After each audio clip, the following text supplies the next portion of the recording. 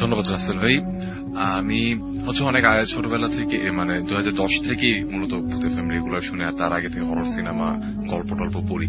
তো আমার বাবার কাছ থেকে আমি একটা গল্প ঘটনা শুনেছিলাম, যেটা তার জীবনের একটা ঘটনা, এবং তার লেখা একটা বইয়ে তিনি লেখালেখি করেন, সেখানে সেটা গল্প আকারে তিনি প্রকাশ করেছিলেন। তো সেই ঘটনাটা আমি বলি।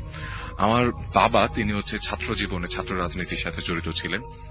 তো ছাত্র রাজনীতির সাথে জড়িত থাকার কারণে তাকে বিভিন্ন সময় বিভিন্ন জায়গায় গ্রামে তাই কর্মী সংযোগ জনসংযোগে যেতে হতো। তো এরকম একটা ঘটনা, একদিন তাদের পার্টির মিটিং ছিল থানা সদরে। তো সেই মিটিংটা শেষ হতে হতে সন্ধ্যা হয়ে যায়। তো সন্ধ্যার পরে সিদ্ধান্ত হয় যে তাদেরকে মিটিং শেষে তাদেরকে একটা গ্রামে বিভিন্ন জনকে বিভিন্ন গ্রামে পাঠানো হবে কর্মী সংযোগের জন্য। তো আমার বাবাকে একটা গ্রামে পাঠানো হয়, সেই গ্রামটার নাম হচ্ছে শাহবাজপুর। সেখানে তাকে যেতে বলা হয়। তো তখন ছিল জানুয়ারি মাস এবং কনকনে ঠান্ডা। তো নেত্রকোনার এলাকার ঘটনা আমি বলছি, নেত্রকোনা জেলায়। তো শাহবাজপুর গ্রামে তিনি যে থানা সদর থেকে যাওয়ার পথে তাকে একটা নদী পার হতে হবে, এবং তারপরে তাকে বেশ অনেকটা পথ হেঁটে তার মাঝখানে একটা ছোট খাল পার হতে হবে। তো বেশ অনেক ঝামেলা পোহানোর পর তাকে আর কি সেখানে পৌঁছতে হবে, এবং তখন রাত, শীতের রাত, কনকনে ঠান্ডা এবং চারপাশে কুয়াশা। তো আমার বাবা ভূত প্রেতে বিশ্বাসী ছিলেন না, সাহসী মানুষ ছিলেন। এবং হচ্ছে তিনি হচ্ছে রাত্রেবেলা, যদিও ওই রাস্তা ধরে কখনো এর আগে তিনি যাননি, তো রাত্রেবেলা তিনি যখন ঘাটে গেলেন সেখানে তিনি দেখলেন যে অনেকগুলো নৌকা হচ্ছে দড়ি দিয়ে বাঁধা সেখানে। তো যেটা হয় আর কি, যে শীতের সময় নদীর পাড়গুলো অনেক শুকিয়ে যায় এবং নৌকাগুলো পানি পর্যন্ত নিয়ে যেতে হলে অনেক কষ্ট করে আর কি নিয়ে যেতে হয়। তো ওইখানে নৌকাগুলো দড়ি দিয়ে বাঁধা থাকতো, যার প্রয়োজন সে রাত্রেবেলা দড়ি খুলে সে নৌকা নিয়ে রাস্তা মানে নদী পার হতে পারত। তো আমার বাবা সেখানে যাওয়ার পরে তিনি দেখলেন সবগুলো নৌকায় খালি, একটা নৌকাতে একজন লোক বসেছিলেন। তো তার মনে হলো আচ্ছা ঠিক আছে, সেখানে গিয়ে দেখি যাওয়া যায় কিনা। তো সেখানে যাওয়ার পরে, কাছাকাছি যাওয়ার পরে নৌকার ভেতর থেকে সেই লোক বলে উঠলো যে কিরে নাতি, কই যাবি? তো আমার বাবা হচ্ছে চিনতে পারলেন যে তিনি হচ্ছে সম্পর্কে তার নানা হন এবং ওই শাহবাজপুর গ্রামেরই তিনি বাসিন্দা। তিনি বললেন যে নানা, আমি তো আপনাদের গ্রামে যাব। তখন বলে আচ্ছা আচ্ছা, আমিও আবার ওইখানে যেতে চাচ্ছিলাম, রাতে আবার আমার এখানে আসতে হবে, থানা মানে শহরে আসতে হবে। তো আমি একটা সঙ্গীর জন্য অপেক্ষা করছিলাম, তাহলে চল একসাথে যাই। তো যাই হোক, আমার বাবা হচ্ছে তার নানার সাথে নৌকায় উঠলেন। তারা দুজনে করে নৌকা নদী পার হলেন। তো পার হওয়ার পরে যখন নামলেন, তখন তার নানা তাকে বলছেন যে অমাবস্যার রাত, এমনি জায়গাটা ভালো না, তারপর আবার হাত কাটার খাল আর কি, যে খালটা সেটাকে বলা হয় হাত কাটার খাল। তো বলছেন যে সেখান দিয়ে তো যেতে কি ভয় পাবি নাকি? তো আমার বাবা বললেন না না না, ভয় পাবো কেন? তো নানা তখন বললেন যে ভয় পেলেও সমস্যা নেই, আমি আছি সাথে। তো তারপর থেকে আমার বাবা কিছুটা যেন ভয় পেতে শুরু করলেন, এবং তার মাথার মধ্যে হাত কাটার খাল নিয়ে অনেক কাহিনী প্রচলিত আছে, সেগুলো তার মাথার মধ্যে ঘোরাঘুরি যেতে লাগলো। তো তারা দুজন হাঁটছেন, তার মনে হচ্ছে তিনি বোধহয় আরো কারো অন্য কোনো শব্দ পাচ্ছেন। তো আস্তে আস্তে যেটা হয় আর কি, রাতের বেলা পরিবেশটা একটা থমথমে পরিবেশ, মনের মধ্যে নানা ধরনের চিন্তা চলে আসে, এবং তিনি তখন ভাবতে লাগলেন যে হ্যাঁ, আওয়াজটা হয়তো আমাদের পায়ের আওয়াজ কিংবা আমার নিঃশ্বাসের আওয়াজ, এরকম ভেবে তিনি মনকে প্রবোধ তো এভাবে এগিয়ে যাচ্ছেন। তো খালটার আগে একটা মাঠ, এবং মাঠের এক পাশে একটা নদী, আরেক পাশে হচ্ছে বিল, মাঝখান দিয়ে আর কি, মাঠের মাঝখান দিয়ে একটা খাল এই বিল থেকে নদীর সংযোগটা করে দেয়। তো সেখানে খালটা পার হতে হয়। খালের দিকে যখন নামছেন, তখন তার মনে হলো যে বোধহয় কোনো একটা কিছুর শব্দ হচ্ছে তার আশপাশ থেকে, মানে এমন কিছু শব্দ হচ্ছে যেটা সে আসলে ওই মুহূর্তে সহ্য করতে পারছিল না। তার মানে ভয়টা আস্তে আস্তে খুব বেড়ে যাচ্ছে, খালের দিকে নামছে এবং তার ভয়টা খুব বেড়ে যাচ্ছে। তখন তার নানা হঠাৎ করে বলে উঠলেন যে ভয় পাওয়ার কিছু নেই, আমি আছি। তো ঠিক আছে, খালে কিছুটা পানি পার হতে হয় আর কি। তো সেই পানি দিয়ে যখন পার হচ্ছিলেন, তখন তার মনে হলো যে তিনি নুপুরের আওয়াজ পাচ্ছেন। এত রাতের বেলা, তো আবার খালের মাঝখানে নুপুরের আওয়াজ পাওয়ার কোন সম্ভাবনা থাকার কথা না। তো তিনি আবার মানে এই বিষয়টাতে আরো ভয় পেয়ে গেলেন। তখন হচ্ছে তার নানা বললেন যে ভয়ের কিছু নেই, আমার পাঞ্জাবির পকেটে ম্যাচের কাঠি নাড়াচাড়া করছে। আচ্ছা। তো তিনি কিন্তু জানেন না, বা তিনি কিন্তু বলেননি যে তিনি কোনো শব্দ পাচ্ছেন।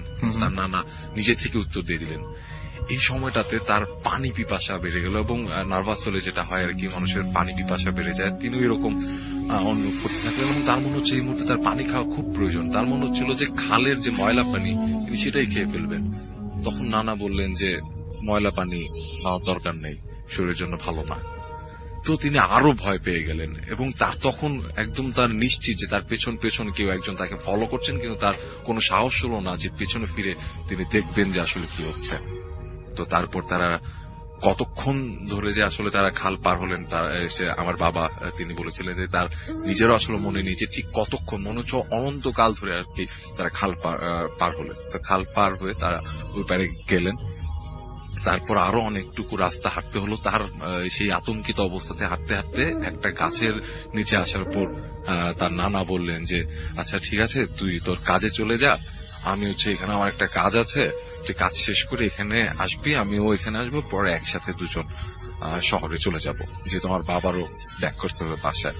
তো তিনি গ্রামে একটা বাড়িতে গেলেন এবং যাওয়ার পরে সেখানে কথাবার্তা বলে তিনি যখন বের হয়ে আসবেন তখন সেই বাড়ির লোকজন বলছেন যে রাতের বেলা আপনি যে যাবেন আপনার এখানে রাস্তা ভালো না। তো বললেন যে আমার এক নানা আছেন সাথে, তো আমার আসলে যাওয়াটা খুব জরুরি, আমি ওনার সাথে চলে যাব।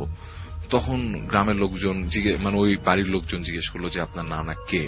তো আমার বাবা তার পরিচয় দিলেন যে আমার নানা অমুক এবং তিনি এই। তখন ওই বাড়ির লোকজন বলল যে এটা কিভাবে সম্ভব, তিনি তো আরো 6 মাস আগে মারা গেছেন। এটা শুনে তিনি খুবই নার্ভাস হয়ে যান এবং সেন্সলেস হয়ে যান। ওকে, তার সেন্স যখন আসে তখন রাত শেষ, সকাল হয়ে গেছে। এই ঘটনাটা যেটা আমি শুনেছি। থ্যাংক ইউ সো মাচ সৃষ্টি। আমরা একটু পরে কথা বলবো আবারও সৃষ্টির সাথে, এবং এখন শারদ আছে, শারদের সাথে ছোট্ট, ওর ঘটনা খুব ছোট, শারদের ঘটনাটা আমরা শুনে ফেলি। শারদ, আমরা ঘটনাটা শুনে ফেলি। আসলে এক্স্যাক্টলি কোন ঘটনাটা বলবো তোমার কাছে, যে তুমি একটা দিয়ে তো শুরু করতে হবে, যে কোনো একটা দিয়ে তুমি যে ঘটনাটা আমাকে শুনিয়েছো সেটাই আমাকে নিশ্চয়ই বলবা। আচ্ছা, লাইক এই ধরনের ঘটনা আমার খুবই পছন্দ, মানে ছোটকাল থেকে আমি অনেক দেখেছি আর কি সামনাসামনি।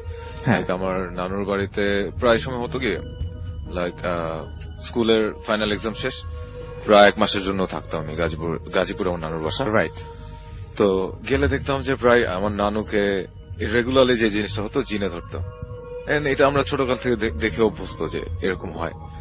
হঠাৎ করে ডিফারেন্ট ধরনের কথাবার্তা বলতে থাকে বা ডিফারেন্ট একটা ভয়েসে উনি কথা বলেন।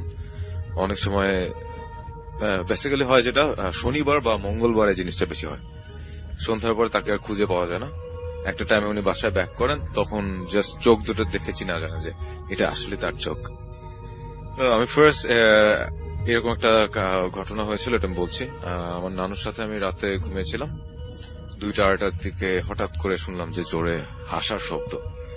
মানে ইটস লাইক হিউম্যান, মানুষের হাসি এরকম হয় না আর কি, আসলে এভাবে হাসির শব্দ হচ্ছে। আমি নানুর দিকে তাকালাম, আর সাথে সাথে তার শাড়ির আঁচলটা তার পুরো মুখটার মধ্যে পেঁচানো শুরু করলো, একদম কারো হেল্প ছাড়াই অটোমেটিক্যালি শাড়িটা মুখে পেঁচাচ্ছে আর কি। তো আমি নিজে চোখে দেখে আমি বিশ্বাস করতে পারছিলাম না আসলে কি এটা হচ্ছে। না, আসলে হচ্ছিল, শাড়িটা মুখে পেঁচিয়ে গেল। এরপরে নানু তার হাত দিয়ে তার মুখে স্ক্র্যাচ করা শুরু করলো। এটা একদম মানে চোখের সামনে ঘটছে। আমি নিজে দেখেছি, একদম মানে নিজের চোখের সামনে দেখা ঘটনা। আমি তখন ক্লাস 9-এ পড়ি।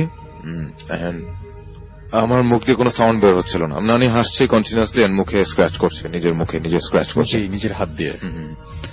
আর আমি জাস্ট ট্রাই করছি যে চিৎকার করে কাউকে ডাকবো, কিন্তু আমার ভয়েস থেকে কোনো শব্দ বের হচ্ছে না। জাস্ট আমি ট্রাই করে যাচ্ছি যে শব্দ বের হবে, কোনো শব্দ বের হচ্ছে না।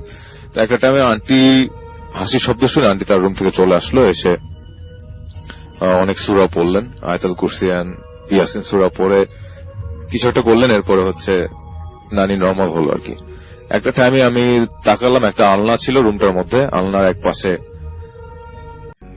মানে গুজবাম্প হচ্ছে আর কি, মনে করে অ্যাটলিস্ট 7 ফিট লম্বা একটা দানব বলা যায়। তার সারা শরীরের লোম, ফেসেও লোম, একদম তোমার চোখের সামনে। একদম আমি জাস্ট দেখলাম কয়েক সেকেন্ডের জন্য। আমি তাকানোর পরে সে আমাকে জাস্ট আঙ্গুল দিয়ে দেখালো, চুপ করতে বললো। এরপর আমি সেন্সলেস হয়ে গেলাম। সকালবেলা দেখলাম আমি ঘুম থেকে উঠছি, And খুবই খুবই জ্বর আমার। And সবাইকে এক্সপ্লেন করলাম, সবাই জাস্ট ইগনোর করার চেষ্টা করতেছে, না না কিছু হয় না, এরকম কিছু হয়নি। আর আমার স্পষ্ট সব মনে ছিল যে কি কি হয়েছে তখন। আচ্ছা, তোমার তখন একদম পুরোপুরি সবকিছু মানে মানে স্পষ্টভাবে মনে পড়ছে, মানে তুমি মানে পুরোপুরি সজাগ, এটা বলতে চাচ্ছ। হ্যাঁ। তো এই ছিল হচ্ছে আমাদের সৃষ্টি এবং শারদ, দুজনের নামই এস দিয়ে শুরু, না? দুজনের নামের সাথে মিল আছে কিন্তু। তো যাই হোক, দুজনের ঘটনা আমরা শুনলাম, আমরা ঘটনাটা শুনে ফেলি। তারা সাথে সাথে এটা ডিটেক্ট করে ফেলে যখন বলতে শুরু করবেন জি, ঘটনাটা, জি। ডেফিনেটলি। হ্যাঁ, কলোনির যে এন্ট্রেন্সেই একটা গাছ আছে, বেশ পুরনো গাছ। ওই গাছটা দিয়ে শুরু করি। গাছটা অনেক পুরনো রাসেল ভাই, আচ্ছা, অনেক পুরনো একটা গাছ। এবং ওই গাছের পাশে যেই অ্যাপার্টমেন্টটা আছে, সেখানকার মানুষ কিছু মানে উদ্ভট জিনিসপত্র দেখতো। হ্যাঁ, মনে হতো গাছের উপর কেউ বসে আছে আচ্ছা, রাত্রেবেলা। হ্যাঁ, এবং গভীর রাত হলে জায়গাটা কেমন একটা অন্যরকম একটা পরিবেশ ওখানে তৈরি হতো। এবং ঠিক গাছের অপোজিটের পাশে একটা ডাম্পস্টার আছে। হ্যাঁ, আচ্ছা। ওখানেই সব ময়লাগুলো এনে ওখানে ফেলে। এবং গাছটা এর জন্য বেশ হরিফিক। তো অনেকে অনেক কিছু দেখার পর একদিন ওই পাশের অ্যাপার্টমেন্টের লোকটা সিদ্ধান্ত নেয় যে গাছটা কেটে ফেলবে। আচ্ছা।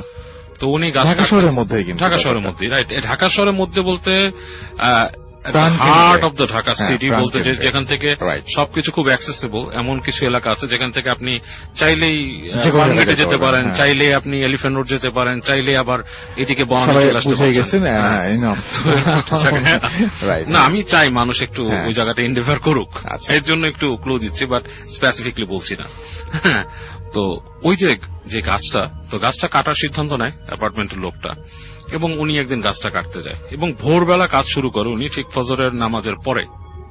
আচ্ছা, তো হোয়াট হ্যাপেন, উনি যখন গাছটা কাটা শুরু করলো, ফার্স্টে একটা কুড়াল নিয়ে কোপ দিল, দ্বিতীয়টা দিল, একটু পরে তিনি বেহুশ হয়ে গেলেন, এখানে ঠাস করে পড়ে গেলেন পুরা। এবং মানুষজন যারা জানতো না, তারা শব্দ পেল একটা, দেখলো গাছ নিয়ে পড়ে আছে, বেরিয়ে এসে দেখলো যে উনি পড়ে আছে এখানে কুড়াল নিয়ে। তো ওনাকে আপনার বাসায় নিয়ে গেল, পানি দেওয়া হলো, ই করলো। তারপর উনি বলল, যেটা উনি যখন গাছটা কাটতে যায় তখনও বেশ অন্ধকার অন্ধকার ছিল জায়গাটা। তো উনি নাকি দেখে গাছের ভেতর থেকে বেশ কালো একটা কিছু, মানুষের অবয়ব টাইপের, এসে ওনাকে জাপটায় ধরছে। আচ্ছা। এবং উনি সাথে সাথে আপনার ফেইন্ট হয়ে যায় আর কি।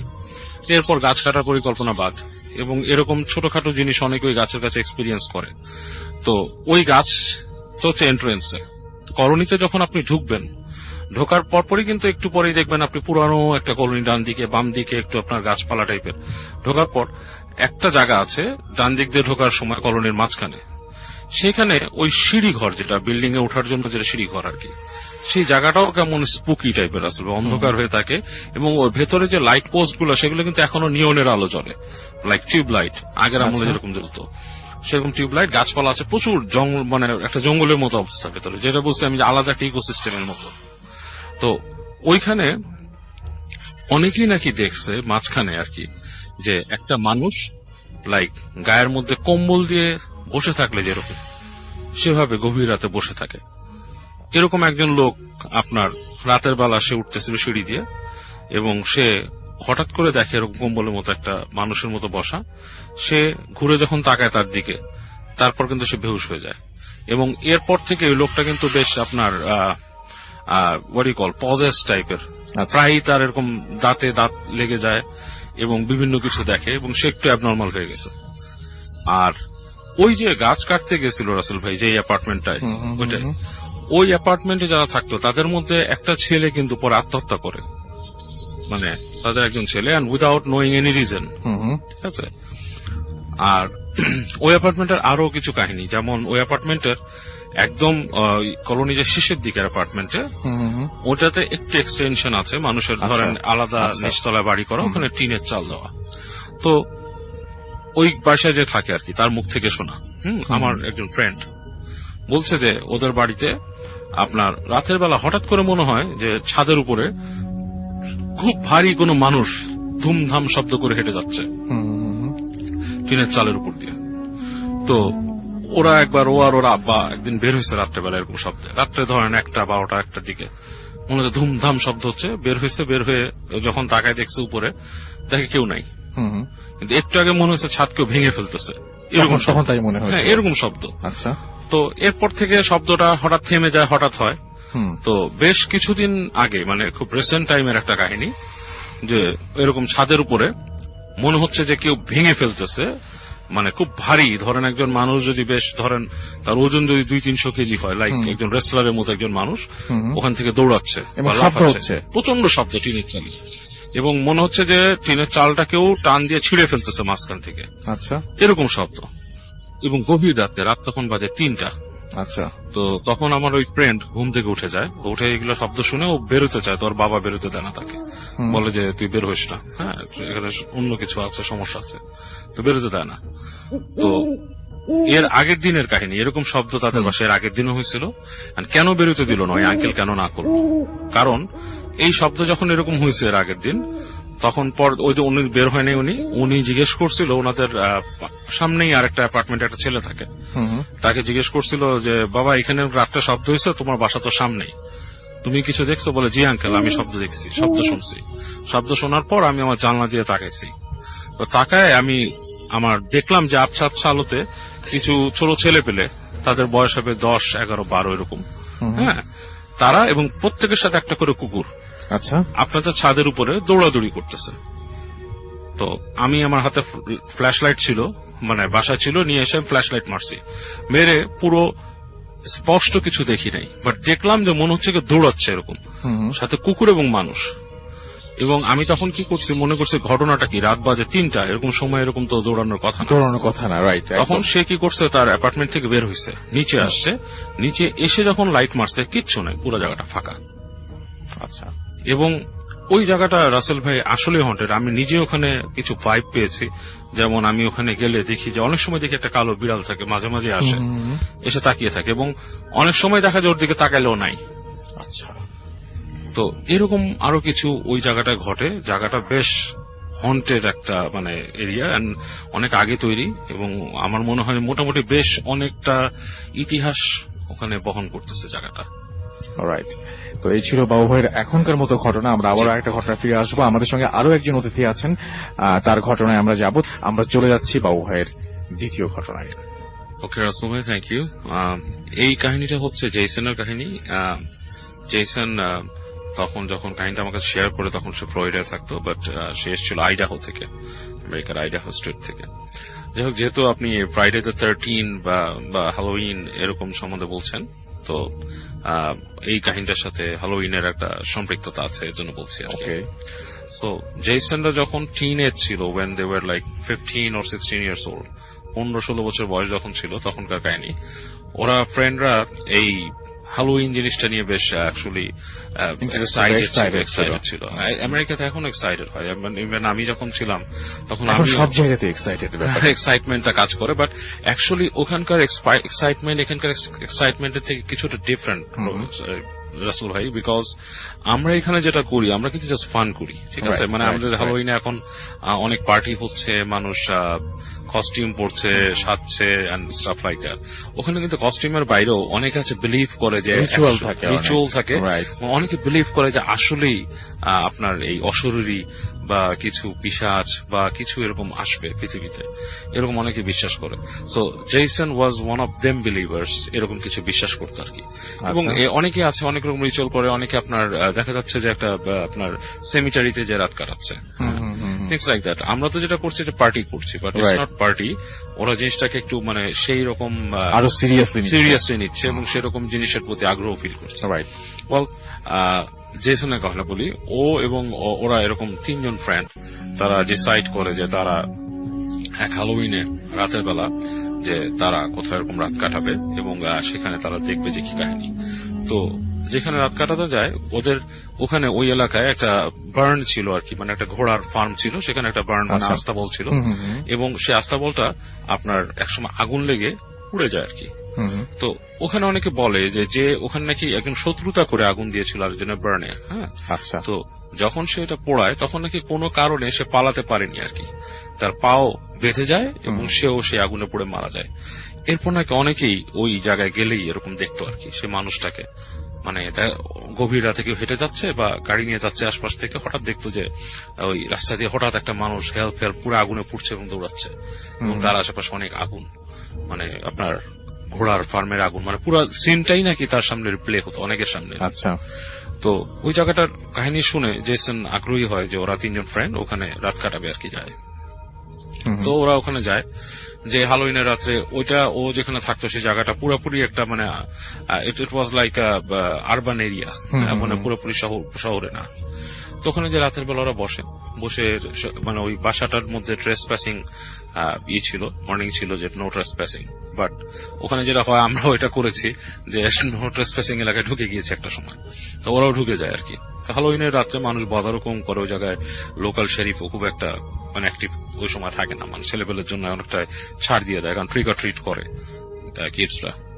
তো ওরা ওখানে যে বসে বেশ কিছুটা সময় পার করে, এবং ওদের মধ্যে একটা মানে অ্যাকচুয়ালি এরকম একটা আসে যে আমরা একটা করি, let's do something like an Ouija board টাইপের কিছু একটা করি। যেমন আপনার অনেকে কিন্তু যেটাকে আউইজি বোর্ডকে আমাদের দেশে ওইজা বোর্ড বলে জিনিসটাকে, যেটা আউইজি বোর্ড নিয়ে মানে একটা স্পিরিট কল করি বা সামথিং লাইক দ্যাট। তো ওরা এরকম একটা প্ল্যানিং করে একটা এরকম বোর্ড টাইপের বের করে মাঝখানে কিন্তু বলে রাখা ভালো যে যারাই এই বোর্ড নিয়ে আমাদের দেশেও চর্চা করছেন বা আমাদের পার্শ্ববর্তী দেশে অনেকে আমাদের শ্রোতা আছেন যারা চেষ্টা করছেন আউইজি বোর্ড নিয়ে প্র্যাকটিস করার, you should give it up, because এটা একটা রিচুয়াল হলেও এটাকে আপনি যত সুপারস্টিশন বলেন যাই বলেন, সামথিং ব্যাড উইল কাম আপন ইউ। হয় কিন্তু মানে if you don't have the preparation, মানে আপনি actually you are calling the devil, আপনি নিজে ডেভিল কল করে আনছেন। যে কোনো রিচুয়ালে কিন্তু আপনি নিজেই একটা ডেভিলকে কল করে নিয়ে আসছেন, so you are basically giving an access to devil to get to you. আচ্ছা, এরকম একটা কাহিনী কিন্তু হয়, এই জন্য আউইজি বোর্ডের আমি এই কাহিনীটা বলছি আর কি। তো ওরা একটা আউইজি বোর্ড নিয়ে ওখানে বসে রাসেল ভাই মানে অ্যাকর্ডিং টু জেসনের বর্ণনা অনুযায়ী ওই সময়টা ছিল ঠিক শীত আসার আগে, হারভেস্ট টাইম, হ্যালোউইন তো হারভেস্ট টাইমই হয়। হ্যাঁ, তো বেশ কুয়াশা টাইপের পড়ে গেছে। সেই বার্ন যে ছিল মানে পড়ে যাওয়া যে বার্নটা, ওই জায়গাটা একটা মানে ভাঙা একটা রুইন টাইপের একটা জায়গাতে পরিণত, কিন্তু এখনো ওখানে ছাদ আছে আর কি, মানে টিনের একটা মানে আস্তাবল টিন বা কিছু দিয়ে তৈরি ছাদ আছে। তো ওরা 3 জন ওখানে যে বসে আপনার একটা ছোট খড়কুটা দিয়ে আগুনের মতো জ্বালায় ওখানে কাঠটার দিয়ে, মানে বেশ একটা করার জন্য। এবং ওরা এক পর্যায়ে মানে রাত যখন গভীর হয়ে যায় মধ্যরাতের পরে, তারা ওই রিচুয়াল শুরু করে যে আপনার ওই আত্মাকে ডাকার জন্য। সো আমি নামটা ভুলে গেছি, কিছু একটা নাম ছিল ওই ভদ্রলোকের যে পড়ে গিয়েছিল। ওরা ওই নাম ধরে ওদের মতো রিচুয়াল পারফর্ম করতে থাকে। তো অনেকক্ষণ হয়, কোন রকমের রেসপন্স নাই, কিছু আসে না। তো ওরা বলে যে ম্যান দিস ইজ ক্র্যাপ, কিছুই হচ্ছে না, এটা আসলে এটা কিছু না, বসা। তো ওরা যখন জিনিসটা ছেড়ে দেয়, মানে ওদের মানে যখন ধৈর্য ছেড়ে দেয়, তখন দেখা যাচ্ছে প্রচন্ড দমকা বাতাস আসে, মানে কয়েকটা দমকা বাতাস, এবং ওদের যে আগুনটা বেসিক্যালি নিভে যায়। আগুনটা নিভে যাওয়ার পরে ওরা দেখে যে ওই যে ওরা আগুন জ্বালাইছিল ওইটা জাস্ট একটু মানে আপনার জ্বলছে, বাতাস লেগে জ্বলে উঠছে, তখন একটু দেখা যাচ্ছে। এই সময় ওরা মানে পায় যে ওদের ওখান থেকে একটা ঘোড়ার খুরের আওয়াজ, মানে ঘোড়া যেরকম পা ট্যাপ করতে থাকে মাটিতে নিঃশ্বাস ছাড়ে, হ্যাঁ, মানে এই ধরনের একটা শব্দ পায়। তাকায় দেখে যে দূরে একটা চোখ জ্বলছে, মানে এক জোড়া চোখ, এবং মানে ঘর ঘর শব্দ আসছে ঘোড়ার মতো। আচ্ছা, এবং ওরা খুবই ভয় পায়, মানে যে কি ব্যাপারটা কি, একটা ঘোড়া তো এখানে আসার কথাই না, কারণ আশেপাশে কোনো বার্ন নেই। এবং কিছুক্ষণের মধ্যেই ওরা দেখে ঠিক যেখানে চোখ দেখছিল সেখানে না, তাদের সামনে উঠানের মধ্যে একটা টকবগে ঘোড়া টাইপের বেশ ভালো আকৃতির একটা বার্ডওয়াইজার হর্স, বোঝা যাচ্ছে ছায়াতে, ওখানে চলে আসছে এবং বারবার নিঃশ্বাস ফেলছে। এবং আশ্চর্যের ব্যাপার, ঘোড়াটার চোখ জ্বলছে। আচ্ছা, এবং মানে মানে খুবই একটা ভয়ানক জিনিস। এবং তারপরে দেখে ঘোড়াটা দৌড় দিয়ে সামনে চলে গেল ওই যে দরজার কাছে, মানে ওই ওখানে ঢোকার যে পথটা সেখানে চলে গেল। এবং সেখান থেকে কিছুক্ষণ পরে একটা মানুষের খুব পেঁচানো গলায় ডাক টাইপের আর কি, মানুষ যদি খুব কষ্টের গলায় ডাকতে থাকে মানে সে, এবং এই পর্যায়ে বলতেছে যে আমাকে সাহায্য করো না, ওইখান থেকে চলে যাও, এরকম করে বলতেছে। তো ওরা 3 জন বয়স কম ছিল, তাদের সাহস ছিল না, তারা পড়িমড়ি করে দৌড়ে ওখান থেকে বের হয়ে যায়। এবং বের হয়ে ছুটতে থাকে যতক্ষণ পর্যন্ত ওরা ওই ঘোড়ার শব্দ অনেকক্ষণ পর্যন্ত ঘোড়ার শব্দ পেছনে আসে। এবং তারপরে জেসন আমাকে যেটা বলে পরে যে অ্যাকচুয়ালি আই ডোন্ট নো জিনিসটা কি, বাট আমার বিশ্বাস যে এটা not because of just Halloween এরকম কিছু হয়েছে, বাট আমরা we have done something very wrong okay, obviously. আর এটার পিছিয়ে আমার পয়েন্টটা যেটা ছিল রাসেল ভাই, যে এই যে পারফরমেন্স, আমি আওয়াইজি বোর্ড নিয়ে একটা মানুষকে সাবধান করলাম যে এটা হচ্ছে বেসিক্যালি মানুষ কিন্তু অনেকেই করে out of curiosity and stuff like that. আমার মনে হয় এটা ঠিক একটা ছোট কাহিনী রাসেল ভাই বলতে চাই, এটা হচ্ছে আউট অফ দিস সাসপিশনের বাইরে আর কি একটা কাহিনী বলবো। আমার মনে হয় খুব তাড়াতাড়ি তাহলে আমরা আচ্ছা, এটা ছোট ছোট কাহিনী শুনেছি। হ্যাঁ, এরকম মানে এটা হচ্ছে খুবই মানে এই কাহিনীটা আমি কখনো বলবো কিনা আমি চিন্তা করছিলাম একবার, বাট আজকে চিন্তা করলাম আচ্ছা বলা যায়, অনেকদিন আগের ঘটনা। আচ্ছা, তখন ওই সময় আমার আম্মু আর কি উনি করতেন আর কি, আম্মা এখনো করে, মানে একটু মানে ধর্মীয় শিক্ষা টিক্ষা দেয় মহিলাদের আর কি। তো উনি এক জায়গায় এরকম শিক্ষা দিতে গিয়েছিলেন। তো উনি যখন আসছেন তখন ওখানকার আমাদের যে নানি ছিলেন উনি বললেন যে একজন মহিলা দেখছে, একজন মহিলা ওনাকে পাগলি বলে ডাকে অনেকে। আচ্ছা, তো বলতেছে যে পাগলি রাত হয়ে গেছে, তুমি একটু এগিয়ে দিয়ে আসো। আমার আম্মুর নাম ধরে বলছে, বলে আচ্ছা ঠিক আছে। তো আমার আম্মু ওনাকে নিয়ে রাতের বেলা রিক্সা করে আসছেন বেশ দূর থেকে, পুরান ঢাকার একটা অঞ্চল থেকে। আসার পর বাসায় আসলেন, আসার পর আমার আম্মু তাকে বলতেছে যে পাগলি এই যে আমাকে ডাক দিছে, বলে এদিকে আসো। ডাকার পর বলতেছে এই যে আমার ছেলে, ওকে অনেক ছোট দেখছিল না? বলে হ্যাঁ হ্যাঁ দেখছি, ছোট দেখছি, তো এখন তো বড় হয়ে গেছে মাশাআল্লাহ। বলে হ্যাঁ, বলে দেখো ওর সাথে। বলে আমার বললো সালাম দাও, আমি সালাম দিলাম। দেওয়ার পরে ওনাকে যখন চলে যাচ্ছে আম্মা তাকে চাচ্ছে রিক্সা ভাড়া দিয়ে দিতে, যে তুমি রাতে আসছে রিক্সা। তখন তিনি আম্মাকে বলতেছে না না আমার রিক্সা ভাড়া লাগবে না, আমি উড়াল দিয়ে চলে যাবো, আমার কি রিক্সা ভাড়া দিন, তারা নেবো না। সে নিবেই না। ওনাকে দেখে যে খুব আর্থিক অবস্থা সচ্ছল বা অনেক কিছু মনে হয় সেরকম না, আর উনি বলছে আমি উড়াল দিয়ে চলে যাবো, আমার রিক্সা ভাড়া লাগবে না। আম্মু মনে করছে যে একটু পাগল টাইপের মানুষ। আচ্ছা, হ্যাঁ, তারপর চলে গেছে। তো কাহিনী শেষ। 2-3 দিন পরে আম্মু ওই নানির সাথে দেখা হয়েছে আবার, বলতেছে যে আম্মা কাল ওই দিন তো এরকম আসছিল, তো ওকে তো আমি রিক্সা ভাড়া দিতে দিলাম, ও নিল না। তখন নানি বলতেছে ওর কি রিক্সা ভাড়া লাগে নাকি, তুমি কাকে রিক্সা ভাড়া দাও, ওকে মানুষ নাকি?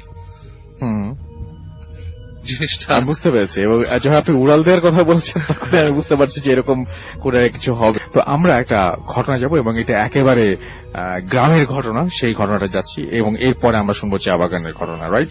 তো আমরা একটা গ্রামের ঘটনায় চলে যাচ্ছি এই মুহূর্তে। আমাদের সঙ্গে একজন অতিথি আছেন, আপনার নামটা প্লিজ একটু বলবেন, তারপর আপনার ঘটনায় যাব। আমার নাম দীপু, আমি মিরপুর শেরপাড়া থেকে এসেছি। জি, ঘটনাটা আমার বাবাকে নিয়ে, জি, এবং এটা 80 দশকের ঘটনা। আমি তখন অনেক ছোট। আমি, আমার মা এবং আমার ভাই বোন সবাই মিলে আমার নানা বাড়ি গিয়েছিলাম। এবং বাবা সাধারণত আমাদেরকে আগে নানা বাড়ি পাঠিয়ে তারপরে মানে 2 দিন পরে যায় আর কি। জি, মানে এই ঘটনার দিনও ঠিক সেরকমই একটা ব্যাপার ছিল। আচ্ছা, আমরা আগেই চলে গিয়েছি আমার নানা বাড়ি। জি, বাবা 2-3 দিন পরে মানে গিয়েছেন। কিন্তু সেই দিন যাওয়ার সময় একটা ঘটনা ঘটে যায়। জি, এমন ঘটনাটা এমন যে আমি একটু বলে রাখি যে আমার নানা বাড়ির নাম মেলন্দ থানার হাজরাবাড়ি গ্রামে। জি, এবং ওখানে হাজরাবাড়িতে যেতে হলে মেলন্দ স্টেশনে নেমে ট্রেনে যাওয়ার পর সেখান থেকে হেঁটে যেতে হয়। মানে সেটা 80 দশকের ঘটনা। সেখানে ওই সময়টা সাধারণত মানে ট্রান্সপোর্টেশন মানে এটা খুব কম ছিল আর কি ব্যাপারটা। আর তো ঠিক সেভাবে যাচ্ছিল, স্টেশনে নেমে বাবা রাত হয়ে গেছে অনেক আর কি। আচ্ছা, গভীর রাত। স্টেশনে হেঁটে হেঁটে যাচ্ছে একা একা। জি, যাচ্ছে যাচ্ছে যাচ্ছে এবং ওই সময়টা বন্যার সময় ছিল আর কি, বন্যার সিজন। রাস্তায় বন্যার পানিতে মানে ভরে গেছে। তো যেতে যেতে বন্যার পানিতে উনি হাঁটছে, হেঁটে যেতে যেতে যেতে যেতে একটা সময় তার পায়ের নিচে কিছু একটা পড়ে গেল আর কি। তো উনি অন্ধকার এবং আশেপাশে কোনো বাড়ি ঘর নেই, শুনশান নীরবতা। জি, জি, খেক শিয়ালের ডাক আসছে এবং একটা মানে ভুতুরে একটা অবস্থা, খুব ভয়ঙ্কর, মানে গা ছমছম করার অবস্থা। কিন্তু আমার বাবা ছিলেন একটু সাহসী।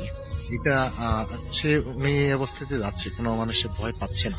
আচ্ছা, কিন্তু ওনার পায়ের নিচে যে একটা কিছু পড়লো, উনি অন্ধকারের মধ্যে হাত দিয়ে মানে একটু বোঝার চেষ্টা করলেন যে জিনিসটা কি।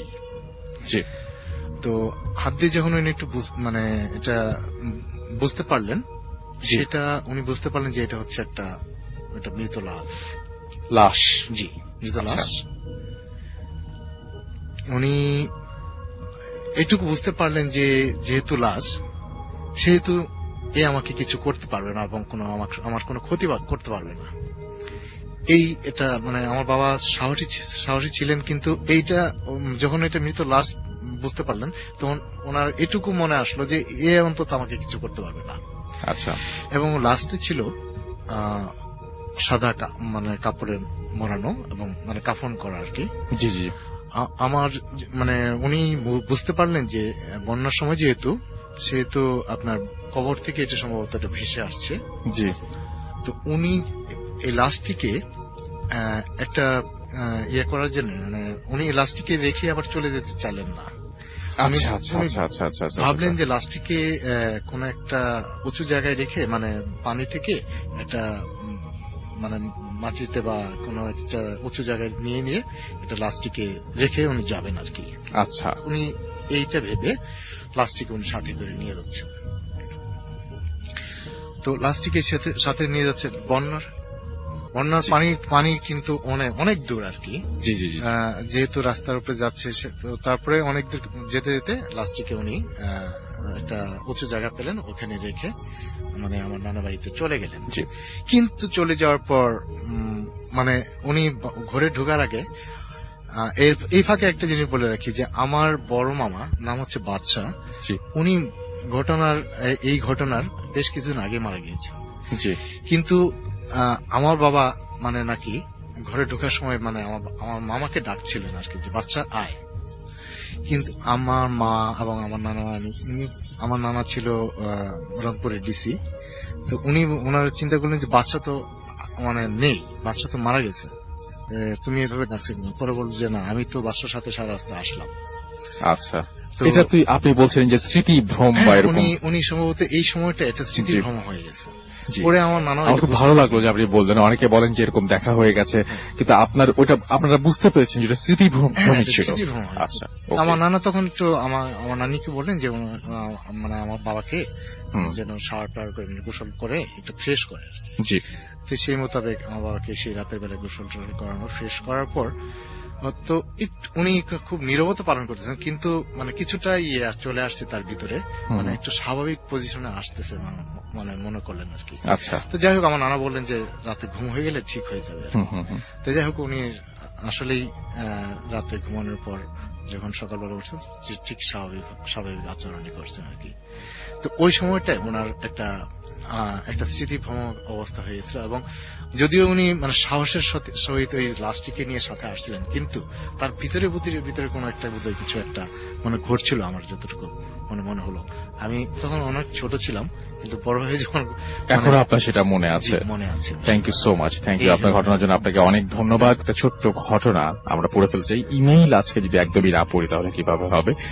সো একটা ইমেল পড়ে ফেলছি, ঠিক যেভাবে লিখেছেন সেভাবেই পড়ছি। আসসালামু আলাইকুম রাসেল ভাইয়া, আমি আব্দুল্লাহ, বাসা জয়পুরহাট। কিছুদিনের মধ্যে আমার টেস্ট পরীক্ষা, তাই স্টুডিওতে যাওয়া সম্ভব না, লিখে পাঠালাম।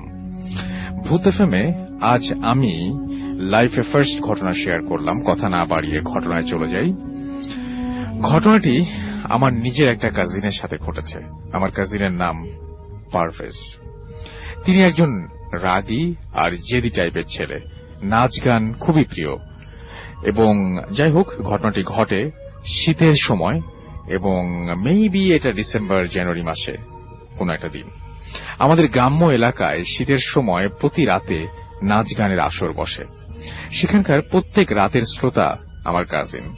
ঘটনার রাতে পারভেজ ভাইয়া এবং ওনার একটা বন্ধু, তার নাম হচ্ছে আশরাফুল, তারা দুজন মিলে রাত 7:45 দিকে বাড়ি থেকে রওনা দেন নাচ গান অনুষ্ঠান দেখার উদ্দেশ্যে। মাঝ রাস্তায় যাওয়ার পরে তিনি দেখেন বাইকের চাকা পাংচার হয়ে গেছে।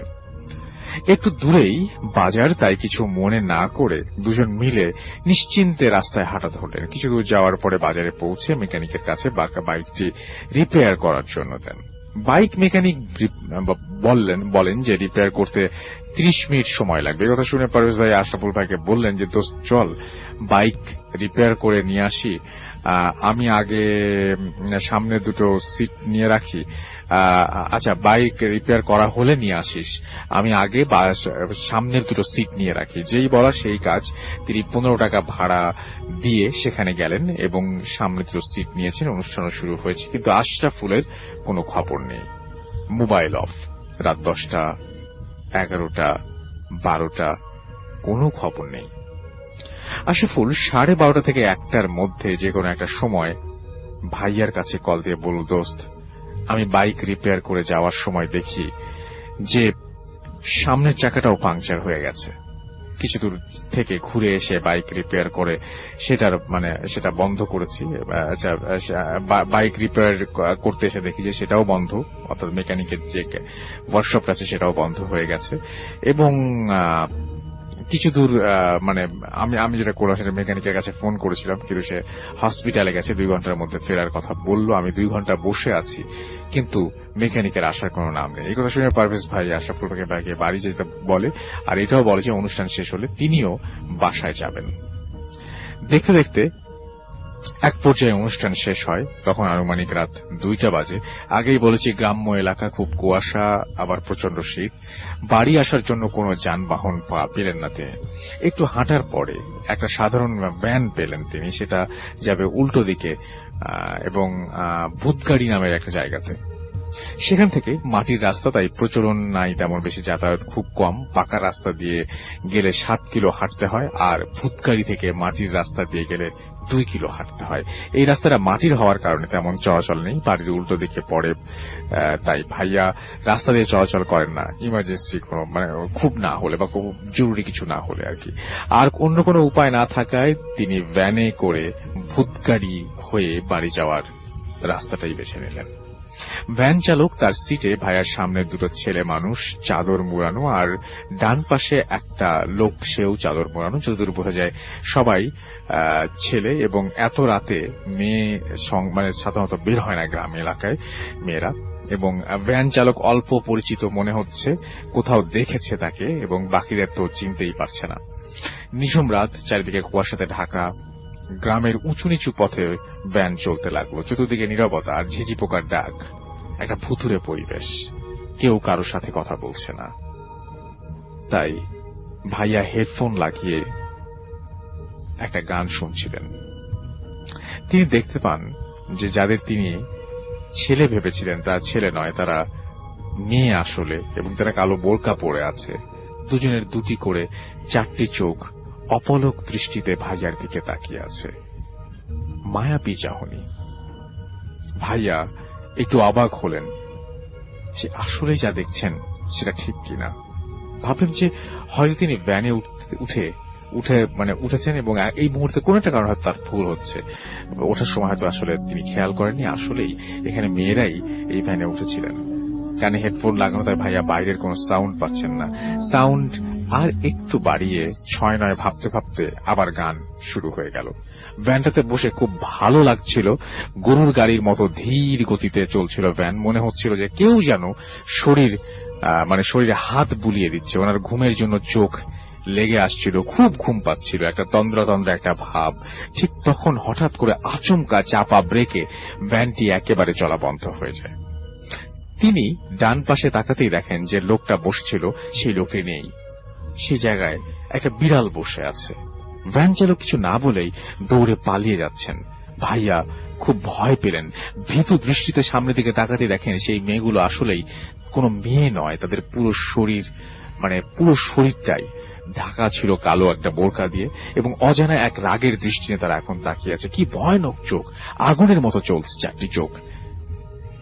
ভাইয়া এটা দেখে হেডফোন মোবাইল ছেড়ে দিয়ে প্রাণপণে দৌড়াতে থাকেন। কোথায় যাবেন জানেন না, এবং কোথায় যাচ্ছেন সেটাও জানেন না। দৌড়াতে একটা গর্তে পড়ে যান। গর্তের ভেতরে খুব অন্ধকার। তিনি পকেট থেকে দেশলাই বের করে একটা টিপ দেন। মানে দেশলাই মানে টিপ লাইটার বের করে টিপ দেন এবং তিনি কোথায় আছেন সেটা দেখার পরে তিনি সেন্সলেস হয়ে যান। তিনি দেখেন যে পচা গলিত দুর্গন্ধযুক্ত লাশের ওপর বসে আছেন তিনি একটা কবরের ভেতর। কতক্ষণ যে সেন্সলেস অবস্থায় ছিলেন সেটা তখন তিনি বুঝতে পারেননি। পরের দিন সেন্স ফিরলে তিনি দেখেন সেই কবরের লাশের সাথেই তিনি শুয়ে আছেন। তিনি বাইরে আলো দেখতে পান, কিন্তু লাশের সাথে শুয়ে থাকাটা তিনি সহ্য করতে পারেন না। লাশটা দেখে আবার সেন্সলেস হয়ে যান। সেন্সলেস থাকতেই একটা দিন অতিবাহিত হয়ে যায়। পরে আবার যখন সেন্স ফেরে তখন রাত, কিন্তু তিনি কবরেই আছেন। তিনি সাহস করে উঠে আসেন বাইরে, সেই অন্ধকার রাত। তিনি আবার দৌড়াতে থাকেন। তিনি বুঝতে পারেন যে এটা একটা কবরস্থান, কিন্তু জোরে দৌড়ানোর পরেও এটার কোনো শেষ খুঁজে পাচ্ছেন না। তিনি আবার দৌড়তে থাকেন প্রাণপণে, চিৎকার করতে থাকেন। অন্ধকারে কিছু মানুষের কথা শুনতে পান, দূর থেকে ভেসে আসছিল। তিনি সেই দিকে তাকিয়েই দৌড়তে থাকেন আর খুব চিৎকার করতে থাকেন, আমাকে বাঁচাও। খুব খুব কষ্টে সেখানে পৌঁছান এবং তাদের মধ্যে একজনকে জড়িয়ে ধরেন। তিনি একটু পরে বুঝতে পারেন যে যাকে তিনি জড়িয়ে ধরেছেন তার শরীরে কোনো কাপড় নেই, সমস্ত লোমে ঢাকা। এক ঝটকায় তাকে ফেলে দেয়। তিনি তাদের দিকে তাকিয়ে দেখতে পান কিছু মানুষ রক্তবর্ণ চোখ করে তার দিকে তাকিয়ে আছে। তিনি আল্লাহু আকবার করে চিৎকার দেন। তারপরে আর কিছু মনে নেই। 3 দিন পরে মসজিদের ইমাম ফজরের ওয়াক্তে তাকে রাস্তায় পান এবং ইমাম সাহেব মসজিদে রাখেন আমার কাজিনকে। আমরা ওনাকে জীবিত অবস্থায় নিয়ে আসি। তিনি এখনো অসুস্থ। আব্দুল আল আমিন লিখেছেন জয়পুরহাট থেকে। ফেসবুকের লিঙ্কটাও তিনি দিয়ে দিয়েছেন। Thank you very much. যারা লিখবেন তারা চেষ্টা করবেন ফেসবুকের লিঙ্কটা দিতে, যাতে আপনাকে আমরা খুঁজে পাই। তো আমরা এখন চলে যাব আমাদের সেই চা বাগানের ঘটনায়। আশা করছি এই ঘটনাটি আপনাদের ভালো লেগেছে। আপনার নামটা প্লিজ একটু বলবেন, তারপর আপনার ঘটনায় যাব। হ্যালো লিসনার, আমি তামজিদ অর্ণব ফ্রম উত্তরা। তো আমি ঘটনায় চলে যাই। জি। তো রিসেন্টলি আমি আমার এক বড় ভাইয়ের সুবাদে শ্রীমঙ্গল চা বাগানে কয়েকদিন থাকার সুযোগ হয়, ওখানে একদম বাংলোতে। তো বাংলোর বর্ণনাটা আমি আগে দিয়ে নেই। সেটা হচ্ছে বাংলোটা একদম টি স্টেটের খুবই ভিতরে, চারিদিকে বলতে লোকালয়ের শুধু কয়েকটি চা শ্রমিকের গ্রাম, আর লোকালয় তেমন নেই, আর শুধু চা বাগান আর চা বাগান। তো সেখানে সন্ধ্যার পর থেকেই মোটামুটি খুবই নির্জনতা নেমে আসে। তো পরিবেশটাই হয়ে যায় অন্যরকম। তো সেখানে ঠিক রাত 11টায় বা 12টায় সে বাংলোতে একটা নাইট গার্ড আসে। সে সারা রাত ওখানে বারান্দায় ঘুমায়। তো এরপর সে সকালবেলা ওকে আর দেখি না। তো দ্বিতীয় দিন রাত্রে আমার হঠাৎ করে মনে হলো যে নাইট গার্ড অনেক ধরনের ওর বিভিন্ন ঘটনার সাথে তার খুবই ওদের লিঙ্ক আছে ভালো। তো আমি সোজাসুজি তাদেরকে বিভিন্ন কোশ্চেন করি ওকে, যে আপনি যাই জানেন একটু বলেন। তো সে অনেক ঘটনাই বলল। সেটা থেকে বড় ইম্পর্টেন্ট হলো আমার ওই যে কাজিনের কাছে গেছি আমি, সে আমাকে যে ঘটনাটা বললো লাস্ট ইয়ারের, সেটা হচ্ছে গত শীতকালে মেইনলি চা বাগানে ইরিগেশন করতে হয়। তো লাইক ওই চা বাগানে পানি সেচ করতে হয়, রাতের বেলা অনেক কাজ চলে এরকম। তো রাতে অনেক ডিউটি থাকে। তো একটা রাতে ডিউটি শেষ করে সে বাংলোতে ফিরে যাচ্ছিল, তখন রাত 2টা কিংবা 2:30। তো শীতের রাত, চারদিকে জ্যোৎস্না, মোটামুটি ভালোই দেখা যায়, হালকা কুয়াশা, আর চারদিক দিয়ে নিস্তব্ধতায় ঢেকে আছে। তো হঠাৎ করে তার কানে আসলো একটা ঘোড়ার খুরের আওয়াজ। কেউ একজন ঘোড়ায় চড়ে আসতেছে মেঠো পথ চা বাগানের মধ্য দিয়ে। তো তার মাথায় প্রশ্ন আসলো যে এত রাত্রে ঘোড়া চড়ে কে আসে। তো সে ওই মেঠো পথে দাঁড়ায় আছে এক পাশে। তো আস্তে আস্তে শব্দটা খুবই প্রখর হয়ে উঠতেছে, তার মানে ওর দিকে আসতেছে, বাট কোনো কিছু দেখতে পাচ্ছে না ও। তো কিছুক্ষণ 4-5 মিনিট পরে হঠাৎই ওই ঘোড়াটা সে দেখতে পায় একদম তার ঠিক সামনে।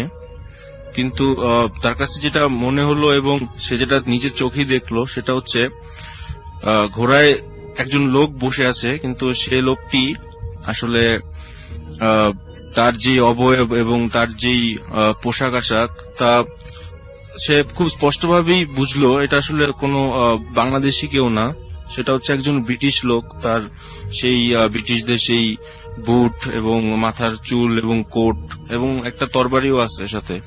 তো জাস্ট ওর পাশ দিয়ে ঘোড়ায় চড়ে চলে গেল। তো এই ঘটনায় এতটাই শকড হলো সে 5 মিনিট একদম নড়তেই পারলো না জায়গা থেকে।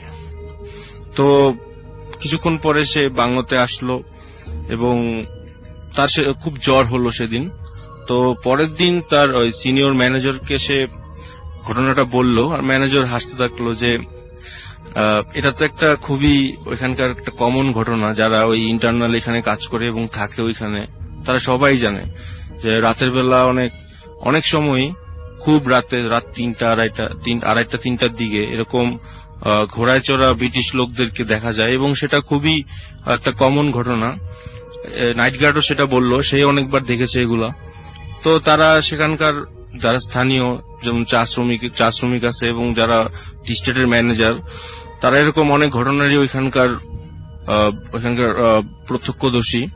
তো আরেকটা সেটা হলো একটা দোলনা আছে ওই বাংলোতে, যেটা নাকি খুবই হন্টেড। কারণ একটু যদি বলতেন। হ্যাঁ, কারণ প্রতি বৃষ্টির রাতেই যখনই বৃষ্টি অনেক শুরু হয়, তখন বৃষ্টি খুবই এমনও যে রাতে সারা রাত বৃষ্টি। তো ওই নাইট গার্ডটা বললো যে প্রত্যেক দিন সে বৃষ্টির রাতে ঠিক রাত 2:30 থেকে 3টায় প্রতিদিন সে, এবং আমার ভাইয়াও সেটা কনফার্ম করলো যে নাকি এই বাংলোতে থাকে, যে একটা মহিলাকে দেখতে পায় যে দোলনায় দোল খেয়ে 3টার দিকে সে জাস্ট দাঁড়ায়া হেঁটে চলে যায় মেন গেটের দিকে। এটা নাকি খুবই এমন হয়েছে যে দুইজন একসাথেই দেখতেছে, বাট কিছু বলার নাই আসলে, তখন কিছু করারও থাকে না। এটা হলো ওখানকার ওপেন সিক্রেট এই বাংলোর। তো এরকম বেশ কিছু বাংলো আছে ওইখানে, আর আরো অনেক কাহিনী আছে, সেটা আমি হয়তো পরে আরেকদিন এসে বলবো। আর আজকে আপাতত এইটুকুই থাকুক। Thank you so much, thank you. সাথে এবং এই মুহূর্তে আছেন আমার সঙ্গে আমাদের আজকের শেষ অতিথি। আপনার নামটা প্লিজ একটু বলবেন, তারপর আপনার ঘটনায় যাব আমরা। আসসালামু আলাইকুম ডিয়ার লিসেনার্স, আমার নাম ইয়াসির মাহমুদ সম্রাট। আমি আসছি পুরান ঢাকা লক্ষ্মীবাজার থেকে। জি। তো সরাসরি ঘটনায় চলে যাই। জি। ঘটনাটা রিসেন্টলি আমার সাথে ঘটে যাওয়া একটা ঘটনা। তো রাতের বেলা ডিনার করার পরে ঘুমাতে যাব একটু আগেই, 11:30 এরকম সময়। তো গেট লাগায় কথা বলতেছিলাম ফোনে, হেডফোনে ছিলাম। তো আমার বাসার জানালা দিয়ে একটা বাসা দেখা যায়। পুরান ঢাকার বাসাগুলা কিন্তু কিছুটা অনেক পুরানো। তো কেন জানি না হঠাৎ করে বেখেয়াল বশতই পুরানা বাসার ছাদে চোখ যখন যায়, যা দেখি এটা দেখার জন্য আমি কেন ভাইয়া কেউই হয়তো কখনো প্রস্তুত থাকবে না, একটা মহিলার মতো একটা অবাক বসে আছে। আপনি নিজে দেখেছেন নিজের চোখে? আমার নিজের চোখে দেখা, কথা বলছিলাম এন্ড জিনিসটা সরাসরি আমার চোখের দিকে তাকায় আছে। তখন কি করব না করব কিছু বুঝতে পারছিলাম না, আমি মুভও করতে পারছিলাম না। আয়াতুল কুরসি সূরা আমার মুখস্থ অনেক আগে থেকে, তো আমি ওটার দিকে তাকিয়ে যেহেতু মুভ করতে পারছি না, আয়াতুল কুরসি পড়া শুরু করি। এন্ড যখন সূরাটা শুরু করি, যখন শেষ করলাম, শেষ করে বুকে ফু দেওয়ার সাথে সাথে মনে হলো আমার মাথার চুল থেকে নিয়ে পায়ের নখ পর্যন্ত পানি ছিল, পানি পড়ে গেল এরকম কিছু একটা। সাথে সাথে দেরি না করে গেট খুলে দৌড় দিয়ে বাসায় যারা থাকে আম্মু, তো গেট নক করি। মা জিজ্ঞেস করছিল কি হয়েছে, তো মাকে পুরা ঘটনা খুলে বলি। আর একলা শোয়ার মতো অ্যাবিলিটি ছিল না ও দিন রাতে। তো আম্মুকে রিকোয়েস্ট করি যে আমার সাথে যাতে আজকে শোয়ে। গেস্ট রুমে আমি মা ছিলাম, তো অনেক ভয় নিয়ে শুয়ে আছি। তো এর মাঝখানে শোয়ার মাঝখানে আমি ফিল করতে পারছি যে আমার ঘরের মাঝখানে একটা মহিলা আছে। রুমের লাইট যেহেতু বন্ধ দেখা যাচ্ছে না, মহিলা হাঁটছে। আর আমার খুব ভয় লাগছিল।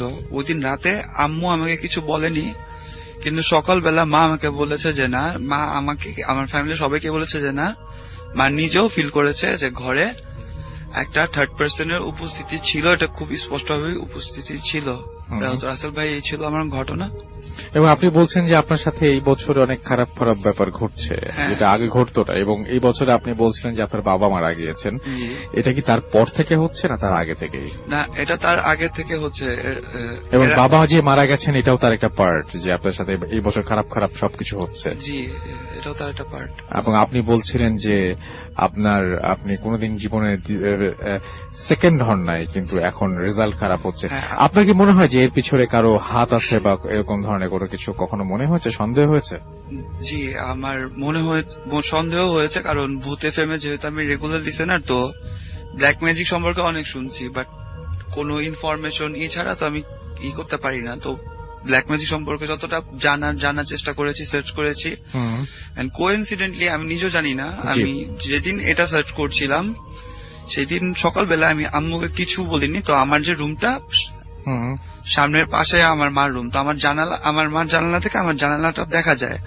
তো মা বললো, কি রে, কি কালে কি কিছু হয়েছে, আর কোনো কারণে ভয়টা পাইছিস? আমি বললাম, না মা, কেন, কি হয়েছে? তো মা বলতেছে, কাল তোর জানলার সামনে দেখলাম একটা আগুনের মতো উল্কাপিণ্ড নড়তেছিল। আপনার মা নিজে দেখেছে? হ্যাঁ, আম্মা নিজে দেখেছে। আচ্ছা।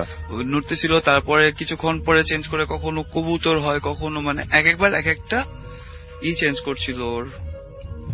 এই তো মানে একবার কবুতর থেকে তারপরে কি হয়, মানে মানুষও থাকে? কবুতর না, মানুষ থাকে না, কবুতর হচ্ছে পাখি, মানে পাখি মানে কি এক এক ধরনের পাখি।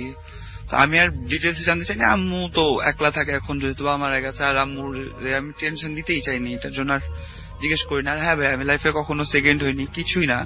বাট এই বছর যা হচ্ছে, মানে আনএক্সপেক্টেড সবকিছু, যে আমার লাইফে কখনো আমার এক বছরে ফেল নেই।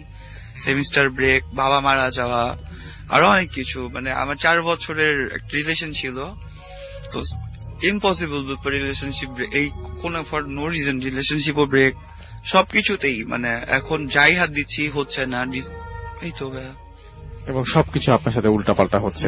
তো আমি যেটা আপনাকে সাজেস্ট করবো যে আপনার যাই হোক না কেন, আপনি মনে সাহস রাখবেন, এবং আশা, আমাদের দোয়া তো আপনার সঙ্গে সবসময় থাকবেই। তো থ্যাংক ইউ ভেরি মাচ আমাদের এখানে আসার জন্য এবং আমাদের সঙ্গে থাকার জন্য। আমরা এখন যেটা করব সেটা হচ্ছে, আমরা আজকে আবারও একবার জানিয়ে দেবো যে আপনারা কোথায় ঘটনা পাঠাবেন। আমাদের ঘটনা পাঠাতে হলে যেটা করতে হবে সেটা হচ্ছে আমাদের অ্যাড্রেসটা মনে রাখতে হবে। আমাদের অ্যাড্রেসটা হচ্ছে bhutfm@radio40.fm, which is BHWTFM@radio.fm. আপনার নাম, ঠিকানা এবং ফোন নাম্বার সহ আপনার জীবনে করে যাবে আপনার জানা সেরা ঘটনা লিখে পাঠান আমাকে। ঘটনার সাথে অবশ্যই উল্লেখ করুন যে ঘটনাটা আপনি স্টুডিওতে এসে শেয়ার করতে চান, নাকি আপনি চান আপনার ঘটনা আমরা পড়ে শোনাই। যারা দেশের বাইরে রয়েছেন তারা সরাসরি অডিও ক্লিপ পাঠিয়ে দিতে পারেন আমাদের কাছে। কি অদ্ভুত ব্যাপার, আমরা সাধারণত এই যে সন্ধ্যা হলে খালি চুলে কোথাও যেতে নেই, এরকম আরো অনেক কিছু আমরা মানি, তাই না? আমরা অনেকে মানি, বিশেষ করে গ্রামের দিকে মানে। কিন্তু আমরা মানে আমাদের মতো, আমাদের চাইতেও অনেক বেশি এই সমস্ত ব্যাপার নিয়ে ভয় পায় বা এই সমস্ত ব্যাপার নিয়ে আতঙ্কিত পশ্চিমা দেশের মানুষেরা।